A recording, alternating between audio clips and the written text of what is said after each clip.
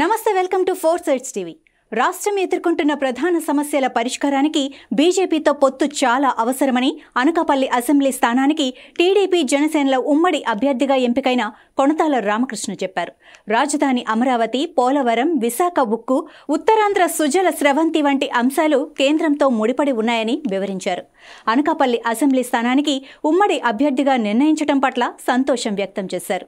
Ticket రానివారు బాధపడటం సహజమేనని, అందరినీ కలుపుకొని ముందుకు వెళ్తానని చెబుతున్న కొణతాల రామకృష్ణతో 4 సైడ్స్ టీవీ అనకాపల్లి జిల్లా ప్రతినిధి Shanmukh face to face. Janasena TDP Anakapalli assembly ఉమ్మడి అభ్యర్థిగా కొణతాల రామకృష్ణ గారిని ప్రకటించారు. అయితే మనతో రామకృష్ణ గారు ఉన్నారు, వారిని అడిగి మరిన్ని విషయాలు తెలుసుకుందాం. సార్ చెప్పండి, మిమ్మల్ని ఉమ్మడి అభ్యర్థిగా మిమ్మల్ని ప్రకటించారు, ఎలా ఫీల్ అవుతున్నారు? ఉమ్మడి అభ్యర్థిగా తెలుగుదేశం పార్టీ, జనసేన పార్టీ అధ్యక్షులు చంద్రబాబు నాయుడు గారు, పవన్ కళ్యాణ్ గారు కలిపి నిర్ణయించినటువంటి జాబితాలో నిర్ణయించడం, పార్టీ నిర్ణయం శిరసావించాల్సినటువంటి అవసరం ఉంది. తప్పనిసరిగా పార్టీ నిర్ణయం మేరకు పోటీ చేయడానికి సంసిద్ధత వ్యక్తపరచడం జరిగింది. సార్, ఇప్పుడు చూసుకుంటే టీడీపీ పేలా గోవింద వర్గం ఏదైతే ఉందో అది వాళ్ళు కూడా చాలా ఆందోళన చేస్తున్న పరిస్థితి, వాళ్ళని ఎలా కలుపుకొని వెళ్ళగలరు? తప్పనిసరిగా అందరినీ కలుపుకొని వెళ్ళాలి. ఏ పార్టీ అయినా పార్టీ సిద్ధాంతాల ప్రకారంగా వెళ్ళాలి. ఎందుకంటే ఇది పార్టీ నిర్ణయం, నేను వ్యక్తిగత నిర్ణయం కాదు నాది. నేనైతే అందరికీ తెలుసు పార్లమెంట్కే నేను ఎక్కువ మొగ్గు చూపిస్తానని, కానీ పార్టీ రాష్ట్రంలో అవసరం అని అనుకున్నారు. అందువల్ల అసెంబ్లీకే చేయాలనేసి వారు నిర్ణయం తీసుకోవడం జరిగింది. రెండు పార్టీలు కలిపి నిర్ణయం తీసుకున్నారు కాబట్టి ఆ నిర్ణయం నా చేతిలో నిర్ణయం కాదు. తప్పనిసరిగా అందరూ సహకరిస్తారనేటువంటి విశ్వాసం అయితే నాకు ఉంది. జనరల్గా 3 సంవత్సరాలు పనిచేశాక కొద్దిగా సీట్ రాలేదనేసి బాధ ఉండడం సహజం. కానీ తప్పనిసరిగా వాళ్ళని కూడా కలుస్తాం. ఊర్లో లేరు వారు, వారితో కూడా కలిసి మాట్లాడి వారందరి సహకారం కూడా తీసుకొనే ముందుకు వెళ్తా అండి. నిన్న పరుచూరు భాస్కర్ రావు గారిని కూడా మీరు కలిసి మాట్లాడడం జరిగింది, ఆయనతో ఏం మాట్లాడి ఇప్పుడు జనసేన కన్వీనర్గా అనకాపల్లి శాసనసభ నియోజకవర్గానికి ఆయన ఉన్నారు. అందువల్ల వారు కూడా సీట్ ఆశించే ఉన్నారు. గతంలో కూడా పోటీ చేశారు, పోటీ చేసి మంచి ఓట్లు వచ్చాయి. ఇక్కడ ఈరోజు మరి వచ్చినప్పుడు వారికి పార్టీ ఆఫీస్కి మొదటిసారిగా వెళ్ళి వారితో కలుసుకోవడం, వాళ్ళతో ముందు ఫోన్లో కూడా మాట్లాడడం, నిన్న వెళ్ళడం, వారు సంపూర్ణమైనటువంటి మద్దతు ప్రకటించడం జరిగింది. ప్రకటించడం కాకుండా వారు సమావేశం పెట్టుకొని పార్టీ క్యాడర్ అందరికీ కూడా నియోజకవర్గ స్థాయిలో మన పార్టీ నిర్ణయం మేరకు చేయాలనేసి వారు నిర్ణయం తీసుకోవడం జరిగింది.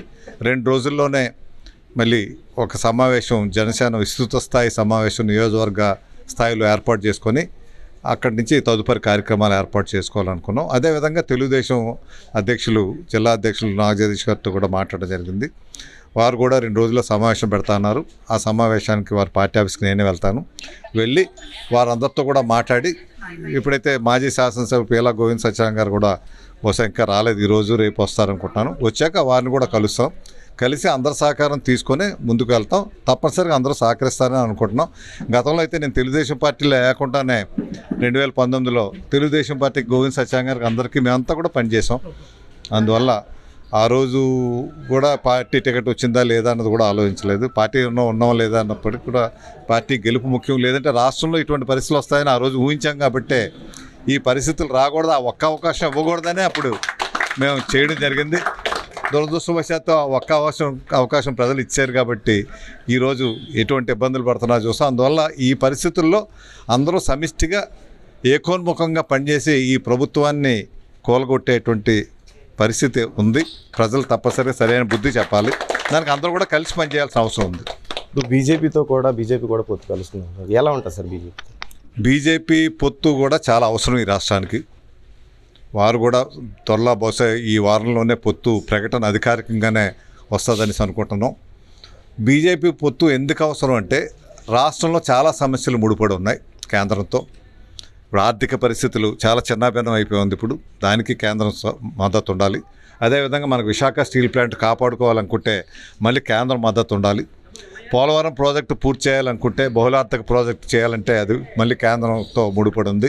ఉత్తరాంధ్ర సుజల స్రవంతి పూర్తి చేసి ఈ ఉత్తరాంధ్రకు 8 లక్షల ఎకరాలు సాగునీరు వచ్చి 2 పంటలు పండించుకునే అవకాశం కావాలంటే మళ్ళీ వారి సహకారం ఉండాలి. ఈ రాష్ట్రానికి రాజధాని అమరావతిలో నిర్మించుకోవాలనుకుంటే కేంద్రం మద్దతు ఉండాలి. రైల్వే జోన్ రావాలనుకున్నా, వెనుకబడి జిల్లాలైనటువంటి రాయలసీమ 4 జిల్లాలు, ఉత్తరాంధ్ర 3 జిల్లాలు, మళ్ళీ కేంద్ర ప్రభుత్వ సహకారంతోనే ఈ జిల్లాలు అభివృద్ధి చెందాలి. లేదంటే ఇప్పుడు వేలాది మంది కుటుంబాలు వలసలు వెళ్ళిపోతూ ఉన్నారు ఇక్కడి నుంచి, ముఖ్యంగా ఈ ఉత్తరాంధ్ర నుంచి.